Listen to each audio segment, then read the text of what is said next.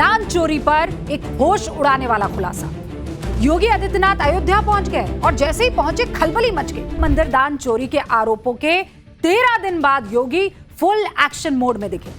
अब ना तो रामलला की संपत्ति चुराने वाले बचेंगे, ना दुष्प्रचार गैंग का मंसूबा कामयाब होगा।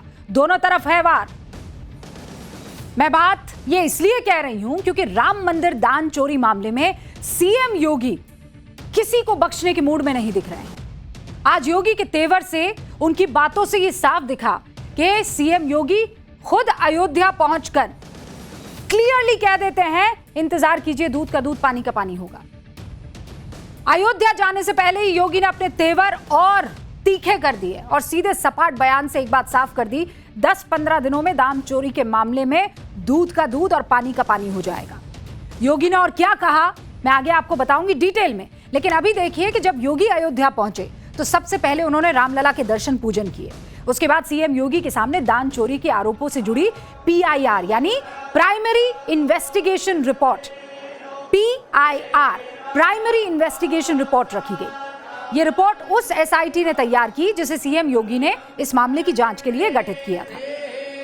लेकिन आज जब योगी अयोध्या पहुंचे तो ऐसा पहली बार हुआ कि रामलला के पटवारी के नाम से मशहूर चंपत राय, जो कि श्री राम जन्मभूमि तीर्थ क्षेत्र ट्रस्ट के महासचिव है, वो योगी की अगवानी करने के लिए वहां पर मौजूद नहीं थे। इंपॉर्टेंट चीज है, ध्यान दीजिए इस बात पर। यह हर किसी के लिए हैरान करने वाली बात थी क्योंकि चंपत राय राम मंदिर के सबसे पावरफुल शख्स हैं। पूरे मंदिर की जिम्मेदारी किसी और के पास नहीं, उनके पास है। मंदिर में जब भी कोई VIP मूवमेंट होता है, जब भी कोई VIP दर्शन करने के लिए पहुंचता है, तो कौन वहां पर होते हैं? जोर से चंपत राय वहां पर मौजूद होते हैं। और इस बार क्या हुआ? मौजूद नहीं थे। क्यों मौजूद नहीं थे? क्यों? सूत्र हमें बता रहे हैं इसलिए क्योंकि उन्हें योगी से दूर रहने के लिए कहा गया। प्रशासन ने सीएम का जो प्रोटोकॉल लेटर है वो जारी किया और उसमें चंपत राय से अनुरोध किया कि योगी के राम मंदिर कार्यक्रम के लिए वो किसी और व्यक्ति को अपना प्रतिनिधि नामित करे और इसकी सूचना ड्यूटी मजिस्ट्रेट को दे। शायद इसीलिए चंपत राय सीएम के साथ वहां पर नजर नहीं आए, ये सूत्र हमें बता रहे हैं। आज योगी ने अयोध्या जाने से पहले दान चोरी के मामले में कई सदी और कई ऐसी बातें कही जिससे क्लियर हो गया कि आने वाले दिनों में जिन जिन ने रामलला का पैसा चुराया है, दान का पैसा चुराया है, वो हत्थे चढ़ेंगे। योगी ने दूध का दूध फिर कैरी और पानी का पानी करने का भरोसा दिया और राम भक्तों से मर्यादित रहने की अपील भी की। सीएम योगी ने दुष्प्रचार गैंग को वार्न किया, चेतावनी दी, सनातनियों को सावधान किया। योगी ने क्या कहा अब उससे सुनिए आप। ये लोग उपदेश देना बंद करें। SIT गठित हुई है, दूध का दूध और पानी का पानी होगा। मेरी सभी संबंधित से यही अपील होगी, SIT की रिपोर्ट आने तक कोई बयानबाजी कतई न करें। अगर कोई अपराधी है वह कोई भी होगा, बचेगा नहीं, यह सुनिश्चित है। ये लोग क्या हमें बताएंगे जो लोग राम भक्तों को अपमानित करते थे? हम इन लोगों के बहकावे में ना आए, मेरी आप सबसे ये अपील है। अब योगी आदित्यनाथ की सरकार में मंदिर से अगर दान चोरी हुआ है तो भैया एक्शन मोड में तो आना पड़ेगा ना।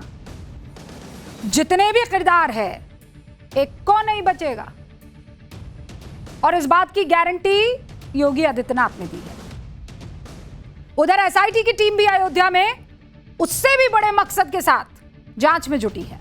SIT की टीम कौन कौन से एंगल पर जांच कर रही है ये तो मैं आपको आगे बताऊंगी और कैसे जांच कर रही है ये बताऊंगी। लेकिन आज SIT की जांच का 5वां दिन था। 5 दिन बीत चुके। कितने दिन? 5 दिन बीत चुके SIT की जांच के। अभी तक 100 से ज्यादा कर्मचारियों से पूछताछ हो चुकी है। कितने लोगों से? बुलेट कितने लोगों से? 100 से ज्यादा। कल यानी 18 जून तक SIT ने 4 दिनों में किन किन लोगों से पूछताछ की और क्या क्या पूछा वो आपको बता रही है। तो SIT जांच का पहला दिन SIT के मंदिर ट्रस्ट के महासचिव चंपत राय और आमंत्रित सदस्य गोपाल राव से पूरी पूछताछ हुई है। इस पूरे मामले की जानकारी ली डिटेल में। शक के दायरे में आने वाले 8 से 10 कर्मचारियों को ट्रस्ट के एक कमरे में बैठा दिया गया। सभी लोगों से 6 घंटे पूछताछ हुई है। दूसरे दिन टीम ने चंपत राय और गोपाल राव के पास जाकर पूछताछ की। 4-4 घंटे तक यह पूछताछ हुई है। फिर तीसरे दिन बैंक अधिकारियों को लाया गया।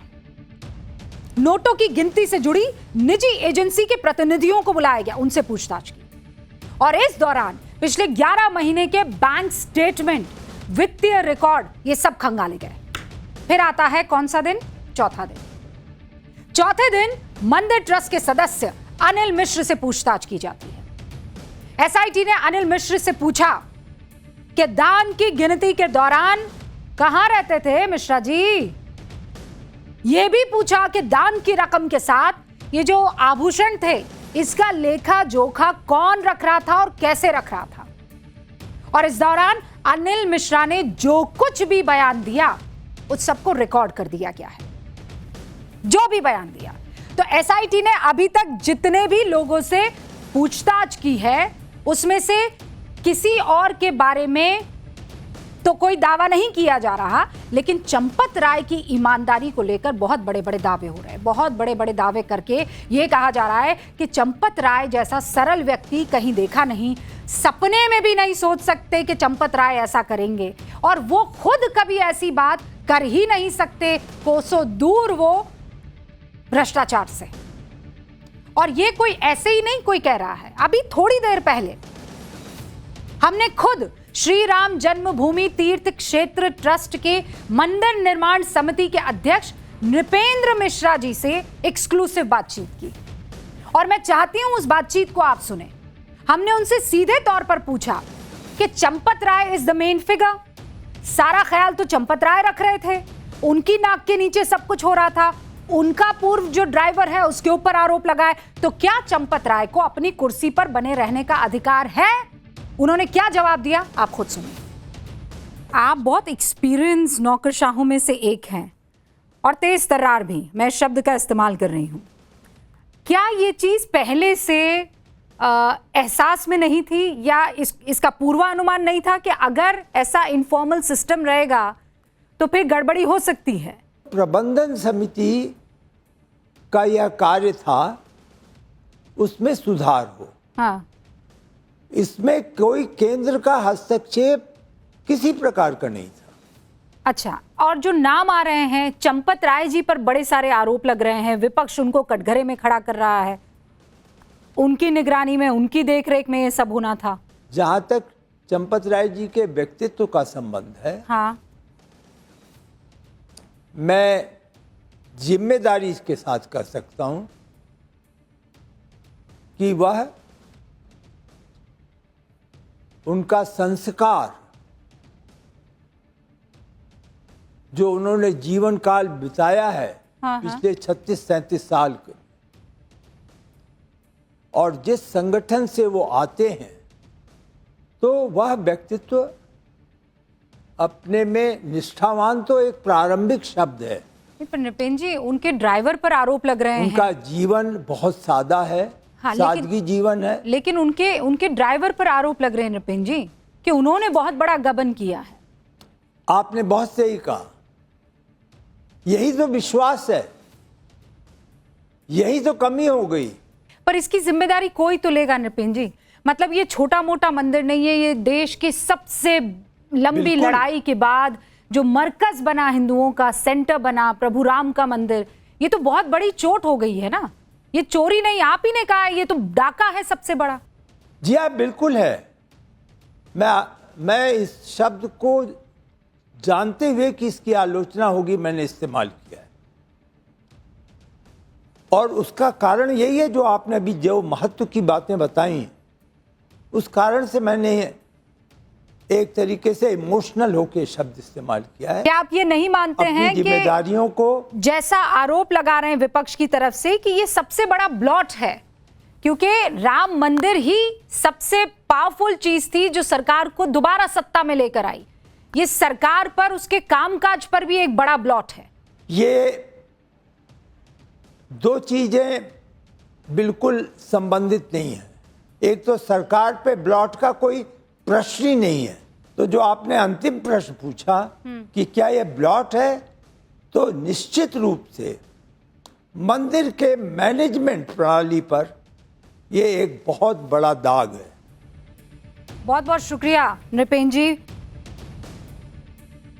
तो नृपेंद्र मिश्रा कह रहे हैं कि ये मंदिर के मैनेजमेंट पर सबसे बड़ा धब्बा है, लेकिन सरकार पर नहीं। सरकार और मैनेजमेंट दोनों बहुत अलग है, ट्रस्ट बिल्कुल अलग है। और चंपत राय को तो क्लीन चिट जो दी वो आपने सुन ही लिया। बहुत स्ट्रांग वक्तव्य देकर कहा कि ये उनका कैरेक्टर है ही नहीं। एसआईटी की जांच में आज 5वें दिन जो बात सामने आई है उसे सुनकर आप हैरान रह जाएंगे। जांच में पता चला है कि कुछ दिन पहले ही रामलला के एक भक्त ने मंदिर में उन्हें हार और चरण पादुका चढ़ाई थी, लेकिन अब वो हार और चरण पादुका दोनों ही मंदिर ट्रस्ट के रिकॉर्ड में नहीं है। मतलब उस हार और चरण पादुका को मंदिर ट्रस्ट के किसी रजिस्टर में दर्ज ही नहीं किया गया। जब एसआईटी की टीम ने हार और चरण पादुका के बारे में खोजबीन की कि टिन्नू यादव का नाम फिर सामने आ ही जाना था और आ भी गया। राम मंदिर के पुजारी ने एसआईटी को बताया कि किसी त्योहार के दिन रामलला को यह हार पहनाया गया। उसके बाद शाम को वो हार टिन्नू यादव को दे दिया गया। इसके बाद एसआईटी ने टिन्नू यादव को पकड़ा और पूछा कि भाई हार कहां है। तब टिन्नू यादव ने कहा कि रामलला को जो भी सोने के गहने चढ़ते हैं, जो चढ़ावा सोने का चढ़ता है, उसे गलाकर फिर सोने की ईंट बना दी जाती है। अब एसआईटी ने मंदिर के दूसरे कर्मचारियों को बुलाया कि ये जो कह रहा है ये सच कह रहा है कि झूठ कह रहा है। और जब उनको बुलाकर पूछा कि भाई वो हार कहां है, क्या उसको गलाकर ईंट बना दी, तो कर्मचारियों ने बताया कि ऐसा तो कुछ भी रिकॉर्ड में है ही नहीं। हार को गलाकर ईंट बनाई गई है ऐसा कभी कहीं हुआ ही नहीं है, ऐसा कोई रिकॉर्ड ही नहीं है। अब आप सोचिए, ये तो ताजा मामला था और कुछ ही दिन पहले का मामला था। रामलला को हार चढ़ाया गया था और इसीलिए ये गड़बड़ी पकड़ी गई। वो सीसीटीवी है ना, उसमें भी जो कुछ भी रिकॉर्ड होता है वो 40 ही दिन तक रहता है, तो ये पकड़ में आ गया। बाकी तो न जाने क्या क्या गया होगा, कहां कहां गया होगा, किसी को पता है।